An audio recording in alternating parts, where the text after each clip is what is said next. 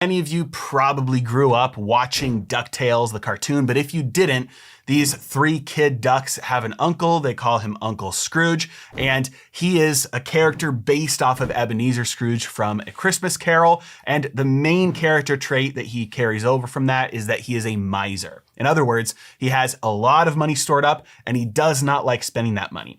So much so that he has an entire tower that is literally just full of gold coins, and it's a cartoon, and so he swims in the gold coins, and that's how rich he is. But he hates spending money and he never wants to spend money on anything, even though he's incredibly rich. Now, the reason why I really like talking about misers like Scrooge McDuck or Ebenezer Scrooge is because I think that most people have a misconception about the role the miser plays in an economy. Assuming you aren't the Federal Reserve or a crook or the government, the only way for you to get your hands on money is to give somebody else something that they want badly enough. They are voluntarily willing to give up some of their money in order to get that. Every time you buy a burger, it's because you want the burger more than that money. Every time you pay your rent, it's because you want to have that place to live more than you want that money. It's not that those things are inherently more valuable than the money. It's just that that month's rent is more valuable to you than that amount of money. But you probably don't pay rent at two different places because the rent itself, the apartment itself,